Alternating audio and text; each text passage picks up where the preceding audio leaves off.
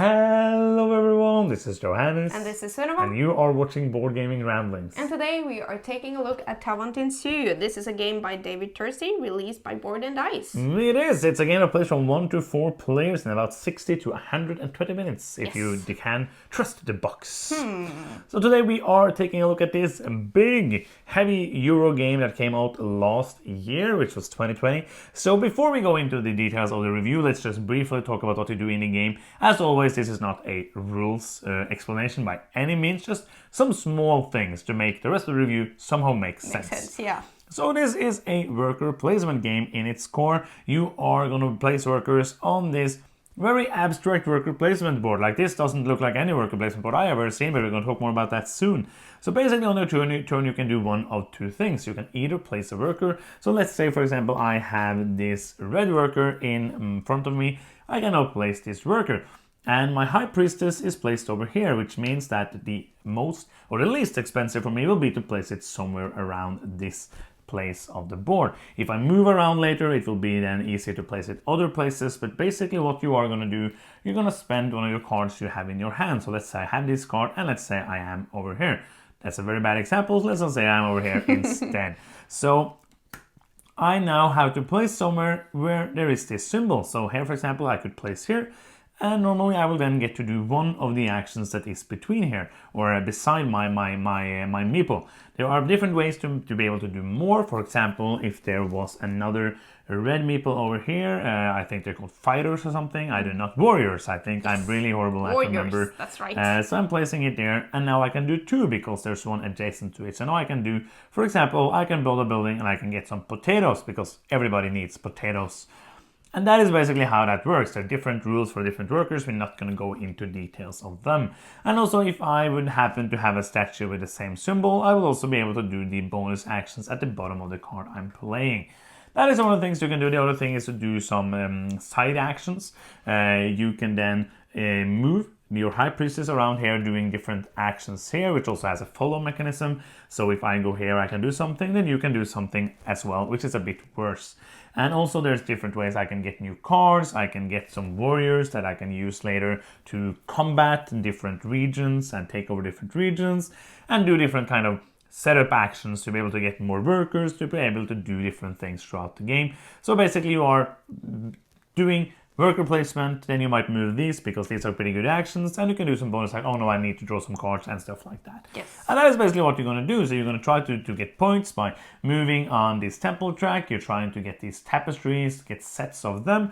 You're trying to take different regions and get points and different bonuses. And you will also be trying to build statues and stairs to make this hill easier to traverse. And that is basically like the gist of the game. You're going to continue doing that, and at the end of your turn you can buy one of the workers from the village if you want to, for either a potato or a corn. If you do that, then when all of these are over, there's going to be a festival because people are happy and now there's a festival, and then you're going to do a festival scoring, then you're going to reset that, and you're going to do that 2 more times, and after the 3rd festival you're going to do some final scoring, and after that the player with the shockingly most points is going to be the winner of Tawantinsuyu.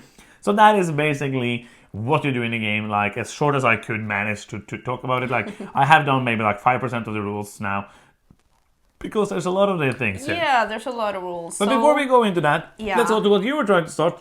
Talk about some components and artwork and stuff like that. I was going to do an awesome segue. Okay, actually. let's try again. Let's try again. So, what did I say? And you just say nothing. Okay. And I say there's a lot of rules here.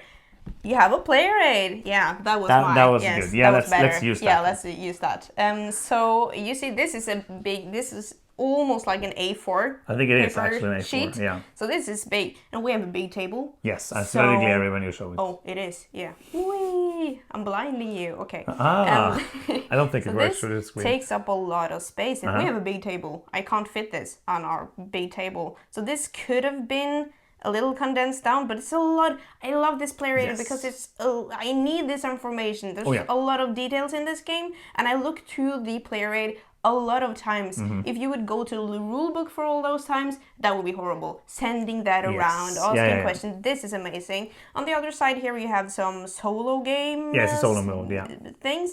Thingies.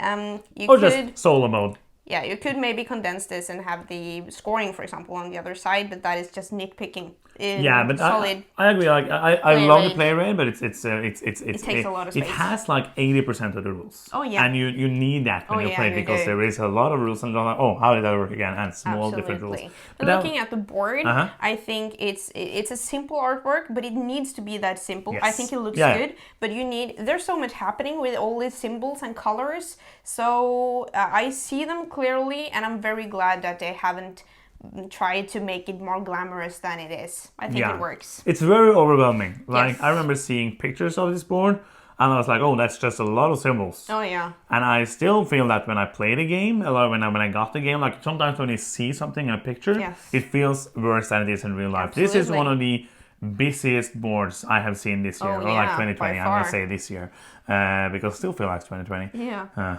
Okay, so it's very overwhelming when you sit down and play this. This board, I think, will scare away many people just looking at the board. Yeah. If you look at this and you say like, oh, let's play this game, people will be like, How I know. and it feels that way as well. We're going to talk more about that And later. when you get the player it as well. Yeah, like, Nope. but it's not like the 9-book page of Oh, yeah, 9-page from book of Lisboa. Lisboa. Yeah. But like as you said, because it is so much stuff, I'm happy that the symbols are very clear. Yeah. And there's not that many symbols, so Yes. it's not that hard to understand it when you play the game a couple of times. Yes. So we have done that. Now it's my turn to do like a segue. Okay. We have played a game sometimes, and we have played a game Nice. with 2 and 3 players. We have not been able to play 4 players because The world. you know Yes. how it is. And also, like, most of these, I'm not going to say like 4 players is bad because I can't say that, but most of these kind of games are best at like the middle ground. Like, it's not best at 2, not best at 4, best at 3. And I without having played 4, 3 is better than 2. Playtime for this has been, the first time we played took around 3 hours, but that will always take longer time the first time we play a kind of game like this. And then we played in, I think, 2 hours with 3 players, and then we have played in about an hour 30, an hour 45 minutes with 2 players, which I think is a great time. Like, it doesn't feel long because this is a heavy, involved game. So I don't feel like it doesn't feel like it drags on. I feel like it's a perfect time for this kind of game. Yes. And I would say I love the 2-player of this. Like, it has some, it's very hard to see probably on the screen because it's very small, but some of these spaces, like this space and this space and this space and this space and another space over here, is blocked at the beginning randomly by different ones. So you will see like, oh, for example, if you get like this, you will see, oh, now it's good to have a red one because if I place it here, I will get a super good starting bonus, or I will be able to do more actions. So you get like a random placement here at the beginning, and also it's going to be more blocking of this row. I'm going to say row, but this circle, which is not a circle. I don't know. Symbols over here when you after the first festival. So it tightens it up a bit. But the thing which makes it kind of like better with so I don't feel like the worker placement is worse with 2. No. The thing that makes it better with 3 is what kind of makes most of these kind of games better with 3, is that it's not so easy for one person to just do a strategy and just do that alone. Do you agree on that? No, I think it's cooler because you follow here with this action. When I go over here, you and the other players are able to join me in that and get a slightly worse action. And there is less of that following with just 2 players. And it's easier to... I can easily think, oh, you don't have any of that resource now. Now I'm going to do this with 2 players. It's harder to do a thing alone with 3 players. Yes. I think that follow actions is really interesting. Yeah, there's a lot of interesting interaction here. Both, as you said, this is very interesting in both ways. Like, you're always trying to have some resources of different things. So like if I see like you are over here now and I'm going to feel like you're going to go over here, then I will be, okay, I need to try to do that specific action now so that when you move there, I can follow you. Yes. And you're trying to time it so that I cannot do that action. So that's very interesting. And also it has the normal worker placement blocking. Yeah, and this is actually a little cool because if I place something, let's see here, you can't do that. But then if you want to go over here, that action is slightly better if you have a blue worker, because then you are adjacent to more people. So it's about like seeing these advantages that people are setting up for you and trying to take advantage of that. Yeah, and you basically get a bit more of that interaction with 3 players, and that is basically why it's better with 3. But I would not have a problem buying this and just playing as a 2-player No, game. it's solid as a 2-player as well. It's better than many of the other like very good games we have played this year as a 2-player game, absolutely. Yes. We love heavy games. Yes, we do. And we also love like medium heavy games and stuff like that. But most games that come out now, I feel like this might be like another topical ramblings, but I feel like the medium Euro game is the thing that comes out now. Oh, like almost all games I feel like we play is a medium Euro game. A lot of them in 2020. Yeah, and a lot like generally there's not many heavy games in a year. And 2020 I felt was a bit lackluster on heavy games. And this is a heavy game. And I'm very happy that David Turczi is making these kind of like more meaty, heavy games. And there are positives and negative things, and this will not be a game for everybody.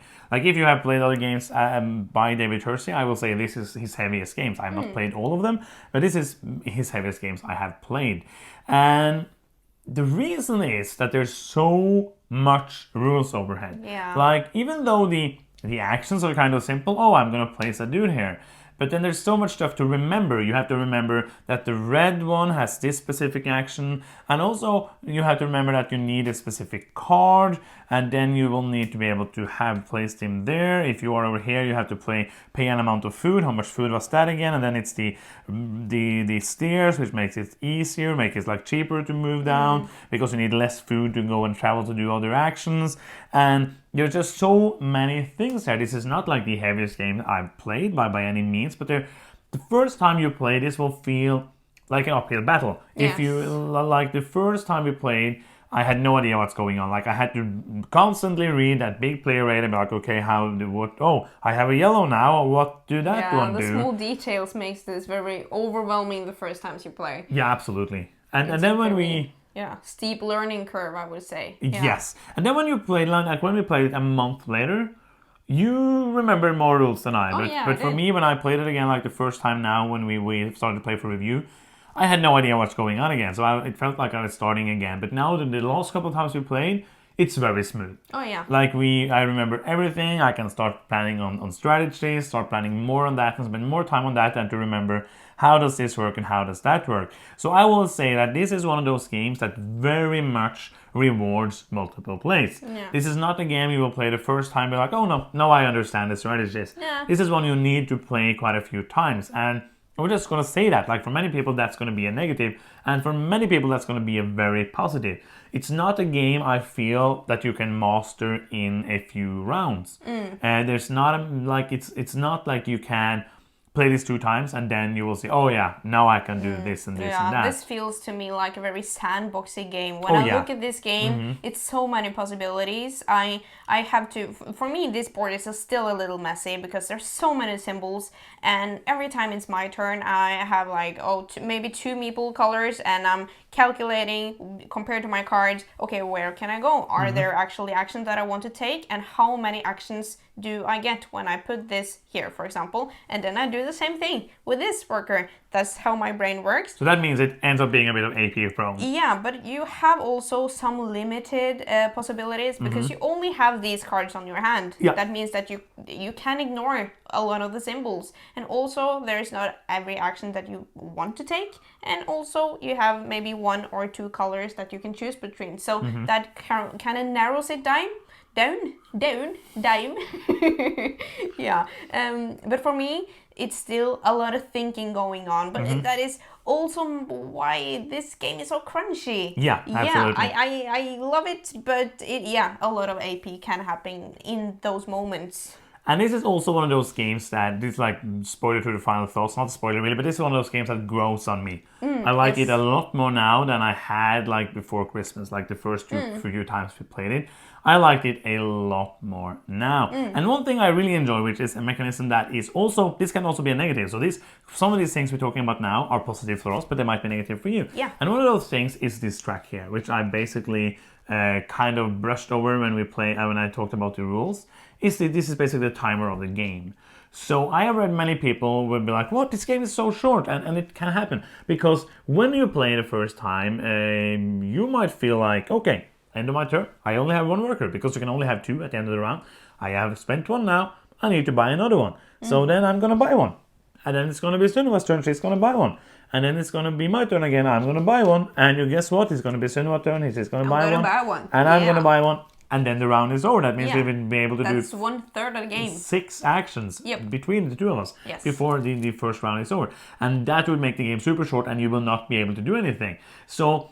But I love this. I love the players choosing the length of the game. I'm very happy that there is a limit because there's a bag with X amount of different colored meeples depending on the number of players. And that will, when that's empty, the game is going to end anyways. So you can end up when you're going to draw for the last festival, there's not enough meeples. Or there's no meeples, you just go straight to the last festival. Harsh. Yeah. And because that is when you have always taken from the nomads, because those get refilled. And that is very interesting because you will then end up having like a longer game, but you cannot drag it on to infinity. Yes. But I enjoy this, but it is also another thing that adds to the steep learning curve. Because it might happen, and I have read on Board Game Geek and other places that it has happened. People are like, I don't understand what's going on because the game is so short. And that's why you have to like see this is a worker placement game, but then you have this kind of special worker that you move around here and do these actions as well, and those are also very good actions. Those could be very beneficial for you, and that placement of, because you can move 1 or 2 steps with this dude, so trying to plan a little ahead of what actions you want him to do could be very rewarding for you. And that is absolutely true, and I think this is a very, very good mechanism. And also, like, the last thing I want to talk about before the final thoughts, basically, are there different strategies here? Can you go for different strategies and kind of like replay value because of that? Yeah, I think there absolutely are many valid strategies here. I think it's easy in this game to do a little of what you want, both to balance it out and do many different things, but also go heavy for just some things. It's very beneficial for you to not go for just one thing because of this follow action. You want to have some options available to jump on, to take advantage of something that your opponent does. But other than that, I think are many different paths to victory, and there's a lot to explore in this game. Yeah, I would really say so. Like you can go heavy for strategy, or you can go balanced. You can do basically whatever you want depending on what cards you get and what kind of things happening. And there's also like this tiny little thing that I do not understand yet, but when you play this game a few times, you will see that the different kind of, I'm not going to say like the different segments it's called. Thank you. Yes. I forgot the word. The different segments here is basically have some differentiation to them. And then there is this piece in the middle, because when you play the first time, you're going to play like this. And then you're going to flip this around and place it ended up the same. Flip this around and it ended up the same. Flip this around, it's not the same. It's different. Like this, which means now, the order of the actions are still the same. And that is important to notice, but they're belonging to different segments, and that can change how you play. And for me, that seems like super advanced level play, which I am so far away. But I'm guessing that this is it's a very simple thing to add. If you find out like it doesn't change the balance of the game, and if it changes the game like even if it changes like very little, this is such a simple thing to add, and it adds to the replayability for people who want to play it many times and just explore the game a lot. Yes. So should we do some final thoughts, because we have talked about many things, both positive and negatives, but do we like the game? That's like the crunch of the review. Do you want to begin? Yeah, I can begin. Awesome. This would have ended up on my top 20 of 2020. If I had played it more before we made the list. So this is definitely risen for me. This is has elevated because the first times we played it, this was chaotic. The board was so messy. I didn't wrap my head around it, and though the just the simple worker placement isn't that hard. You like your brain scans through these endless possibilities when you have these card combos and you have these different color meeples and my high priestess is there. Where can I go then? Is it worth that many potatoes to do this action? Yeah, my brain just goes. But when you played it more and you have more control, I see that this is a great game, and it is a great game. So for me, this is an 8. Awesome. Yeah, I agree. It was in my top 10. I think it was like number 18. Yes, I think so it too. would have been higher. I do not know if it would have been in the top 10 because I haven't looked down on it, but it would have been higher than it was. And this is a game I think, like this is one I want to play more. This is one I want to play again. This is a very fun game. It's one of those crunchy games, and it has a lot of those very frustrating moments. It has some very frustrating moments when you're like, oh, you find the perfect move, and you think about the perfect move, then it's your turn, and then you remember to look at your cards like, oh, I don't have that card, so I cannot do that move. That's impossible. So now I have to do this very bad move instead. It's very interesting to try to maximize the amount of actions you can do, to maximize the movement, to maximize trying to get those actions before other can jump on them, to be able to jump on other actions. There's just so many things to like. And then you add the players choosing how long the game is, and that really tension when there's just 2 left and there's 2 other players between you, and you really need 2 more turns to do what you want to do before the scoring. And there's just so many things to like here. I don't have a lot of negatives to say. Like, it is a big, like for many people it will be negatives. Like, there's a huge learning curve, there's a lot of rules, it's a very busy board, it's a sandbox style game where you basically like do what you want to do. We won't force you into like a path. You can do, oh, now you do this, now you do this. And all of those things I like. And I feel like it feels different and fresh because of this board, because of the way you use the cards to choose where you place the workers, and then the colors of the workers with different abilities. I've always been a fan of different abilities workers. There's just so many things to like. I really enjoy this. I want to play it more. I'm going to give it an 8.5. Nice. A very good game. Definitely going to stay in the collection. Right. So that is the end of the review. Thank you so much for watching. I'm Johannes. I'm Sunniva. And you've been watching Board Gaming Ramblings, and bye-bye.